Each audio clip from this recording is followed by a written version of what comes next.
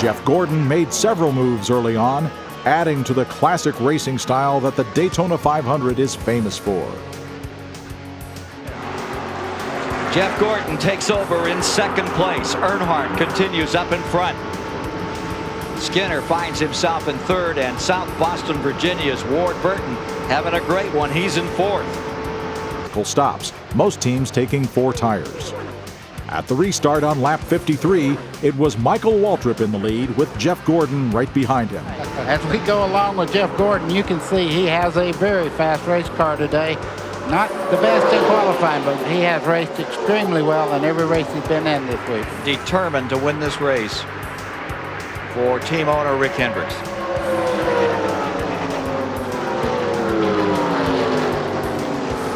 Finally, on lap 57, Gordon made his move to the front. Back with those leaders. Jeff Gordon doing what he likes to do best, stay out in front.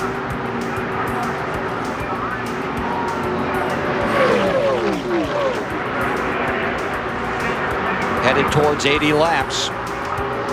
Jeff Gordon trying for that 20th victory.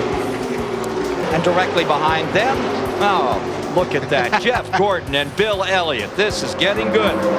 In the hunt on lap 110, Jeff Gordon suddenly pulled up high on the tracks. Wow, he almost bought the farm there.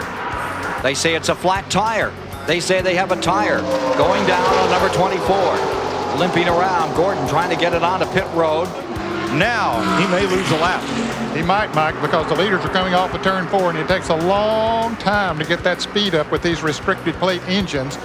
And they're coming up on Jeff Gordon. He made a good pit stop, a good fast pit stop. We said it would be hard not to go a lap down. Well, see, these cars are drafting back behind him, and they're picking up about a half a second a lap on him. There's not anything he can do about it. What he wants is a caution desperately right now, and not another moment later. And that's when it happened, as if scripted. The number 20 car of Greg Sachs tangled with number 99 Jeff Burton, and the race was under its 5th caution. With 75 laps to go at the restart, Jeff Gordon was in the back of the pack and no longer in danger of going a lap down. Jeff Gordon 24th with 24 and on the move. I'd say on the move. You can see him moving to the outside of the Pennzoil car there. Going down into turn 1, Jeff Gordon definitely on the move. That car has been fast all day. Now he's back in the lead lap. Just about lost a lap, but he's up there now fighting his way back towards the lead. He's got to find a way to get through the eye of this needle. The lead changed back and forth between Irvin, Elliott, and Sterling Marlin, but Jeff Gordon was still moving up. With 20 laps to go, it was Bill Elliott's Ford in first, Dale Earnhardt's Chevy in second, and Jeff Gordon's Chevy in third. Earnhardt, line in second spot. Is this all there is, or can he pounce? Can he attack? Can he defeat the Ford that continues around this track in first? On lap 188, Jeff Gordon made his move. As he passed, Dale Earnhardt drifted into the wall. Earnhardt came off the wall and into Dale Jarrett's car, spinning him around and flipping him into the air. Earnhardt's spoiler peeled off Ernie Irvin's hood and sent it into the grandstands. Watch him come through here. Watch it turn sideways just a little bit. Bam, right into the wall there. Now everybody didn't have time to check up. I think Ernie got into the back and Terry got into the back of Ernie Irvin. He got the 28 car into the back of the 88. The 5 in there was a chain reaction, as you said, just backed them up. And the result, dire straits. Irvin and Jarrett were out of the race, but amazingly, number 3 returned. After the restart, with 6 laps to go, Gordon passed Elliott below the yellow line. As he passed down low, the other Hendricks cars went by on the high side. Whoa, look down on the flat here. Gordon's trying to get by Elliott going into turn 1. And Elliott gives him room. But look at Labonte going up the outside, and here comes Craven. The Hendricks stable giving it their best for Rick Hendricks here today. In the back straightaway, Gordon out in front. Ricky Craven drops down in front of Bill Elliott. The 3 Hendricks cars have nailed themselves to the bottom of the racetrack, and right now it's 1, 2, 3 Hendricks cars. Another 12-car pileup on lap 196 took many of the rest of the field out, and the race would finish under caution. As Rick Hendrick of Hendrick Motorsports was in a fight for his life, battling leukemia, His cars were lined up and rolling across the finish line. And Rick Hendrick Stables is going to finish first, second, and third. The top three, all from the same racing stable. Chevrolets dominate the 39th annual Great American Race. This is a first. At the age of 25, Jeff Gordon was the youngest driver ever to win the Daytona 500. And after the race, his joy was overwhelming. Yeah, this one's for Rick Hendrick. 1, 2, 3. That is so awesome. Thank you, God.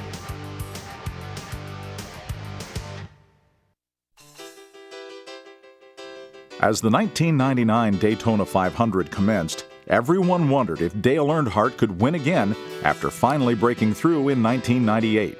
The 1997 champion, Jeff Gordon, was on the pole, and on the outside was a newcomer to NASCAR, former IRL champion Tony Stewart. Earnhardt was in the second row. The new sentimental favorite was Rusty Wallace, who was winless in 16 previous starts.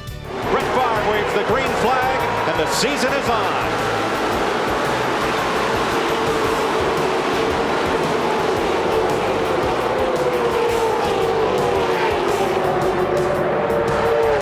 By the 58th, but when Bobby Hamilton hit the wall and spun out, it was a chance for one last pit stop under yellow with 25 laps remaining. Both Earnhardt and Jeff Gordon took 4 tires and fuel, but Rusty Wallace stayed on the track, holding on to the lead. Back under green, Dale Earnhardt and Jeff Gordon furiously pursued Rusty Wallace. With 10 laps and change to go, Jeff Gordon made a spectacular move. Look at this mess. Yes, and a slow. Oh, man. It did work. I thought it was going to be a crash. They have wide for the lead. This is going to get exciting. Look at Earnhardt coming up on the back of Jeff Gordon down the back straightaway. He'll try to make it 4 wide, but Michael Waltrip's going to try to make it 5 wide. 10 laps to go this time. 17 times the driver to lead with 10 to go did not win the 500. 4 times that was Dale Earnhardt. Let me tell you, teammates are out right now. Rusty Wallace fighting back on the inside. Shows a lot of power right there by himself in the middle of this front line here. Chevy inside, Ford in the middle, Chevy outside. Little Payne traded. Wallace, Skinner in against Gordon. And look at Earnhardt, the number 3, trying to push Jeff Gordon to the lead. Earnhardt looked to the inside just for a second there as they head down into turn 1. And they got Rusty in the middle there, and look at him go backwards. Can you hold your breath for 10 laps? Boy, this is exciting. It don't get any better than this. Gordon emerged with the lead and Dale Earnhardt in hot pursuit. The last 10 laps were an incredible 2-man race. 3 wide they are once again with Skinner in the middle. How frustrated must Dale Earnhardt be that he has not led a lap today?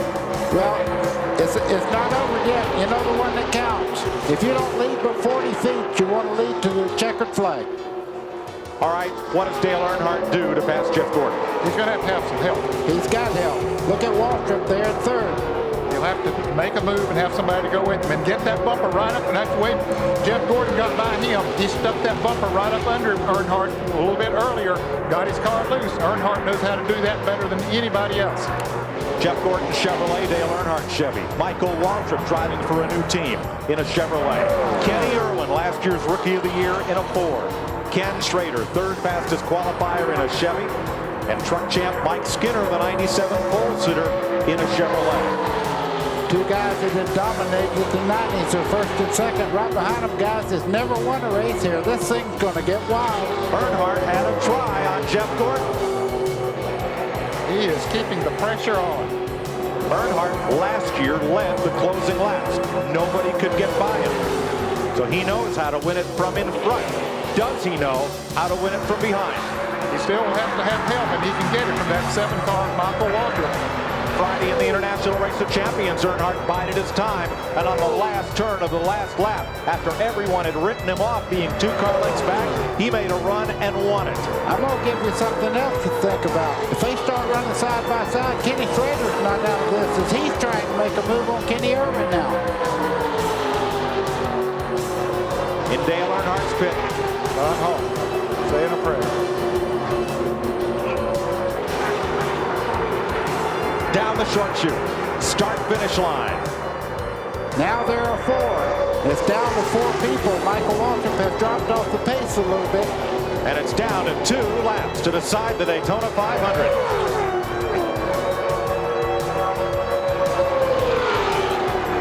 Ralph Shaheen. Mike, they have just radioed to Jeff. Protect the bottom is the word from Ray Evernham. He keeps telling them who's behind him. The 3 of the 28-31. Protect the bottom. Irwin to the bottom. Skinner with him. Earnhardt holds the bottom. 7 Daytona 500s have been decided by a last lap pass. Will this be the 8th? Earnhardt right on his back bumper as they come off turn 4. He started to put a move on him. White flag. 2.5 miles to history. Jeff Gordon trying to win his second. Dale Earnhardt trying to win his second.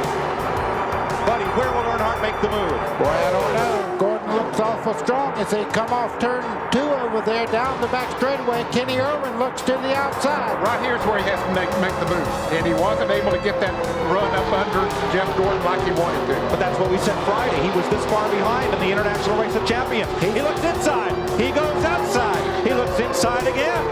Okay, right now he's got to pull right down on that back bumper and try to get him loose coming off turn 4. He does not have the muscle at this point. But he may have some momentum. Here comes Earnhardt. He's all the way to the bottom. Almost in the grass. He slides up the racetrack and Jeff Gordon will win it for the second time. Wow, what a race. After the checker, Earnhardt gave Gordon a little bump, saluting the winner. That was a love tap. And Jeff Gordon, with his second win in 3 years, became the 7th driver to win the Great American Race more than once. That is a dream come true for me. To race Dale Earnhardt down to the final finish, all the way down the line for the Daytona 500, it does not get any better than that. The sun setting and 6 laps to go, it was a furious race to the finish. None of the leaders had really been affected by any of the crashes, and Dale Earnhardt Jr., who hadn't led a lap all day, suddenly made his presence felt. It was Tony Stewart and Jr. fighting it out, but 2-time winner Jeff Gordon was lurking. Single file at the front. He has help from his teammate Dale Jarrett in that 88 car. Jeff Gordon is trying to time this pass. He's trying to make a pass. He's going to try to shove him up off the bottom. He's looking, he's looking. He needs some help. 5 cars at the front. Here he goes. Here goes Gordon to the outside. Is Junior going to go with him in the 8 car? Trying to make his mind up. He's going to stay with Tony Stewart. He's going to stay on the rear bumper of that 20 car. Kurt Busch stays to the bottom. Will Jimmy Johnson help his teammate or try to get to the front on the inside? I believe for this race, if I was Jimmy Johnson, I'd go to the outside. Look at Junior. He slides up to the outside. He's going to take the lead with 5 laps to go.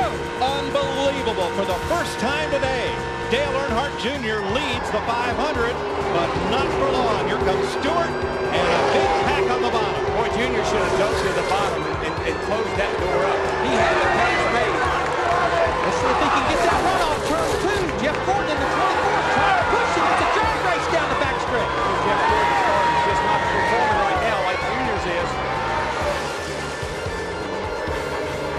Tony should be setting up. He's got 3 great cars on the outside. There's Jeff giving Junior a push. Can he push him to the lead? This is where he got the good run a while ago, coming off turn 4. Jeff Gordon in the 24 trying to push him. Oh, smoker in the middle. That's a fender cane. It's just a little fender rub back in there. I saw it earlier. At the line, Stewart by half a car length. 4 laps to go. Man, you can get up there even with that other guy, but you just can't get the pass made. Or can you? Yes, he made it. Go to the bottom now. He'll slam the door. He made it. And this crowd is on their feet going wild. What a pass. Way to go, G-Bug. 3 wide from 11th on back. Now what are you going to do, Tony? Got to hug the bottom. Got to go with Dale, don't you? That's what, I mean, he's stuck to the bottom. His car's been there all day long. There's no time to move around now. Dale Earnhardt Jr. did not lead a lap until lap 195. Hard to believe, but he's going to be out front with 3 to go. I guarantee he's driving out that back window as much as he is in that windshield. He slams the door on Gordon, 24, 3 to go. That's what you do when you're in the lead. You just move around, move around. Look, Kurt Busch, the 97, 3 wide, he's going to make the pass. He gets by Stewart. And here comes Gordon. Mark Martin back at 7, still part of the chase here. Gordon still thinks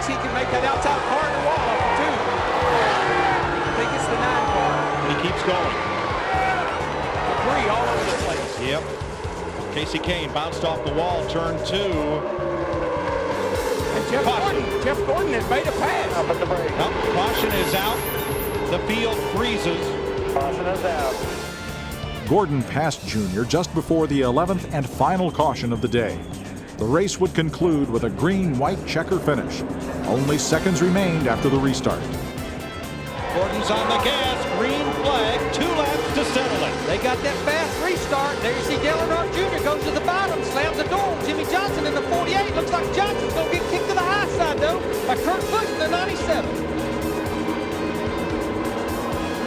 Stewart is blocked in the 20. Nowhere to go. It's Junior and Gordon. Gordon's not going to give up that yellow line. You can bet that. 8 cars here, 2 car gap, and 2 by 2. Now, Junior's got help. Kurt Busch. No, Busch slices to the outside. He wants to win the 500. Coming outside. Jeff Gordon Busch going off into turn 3.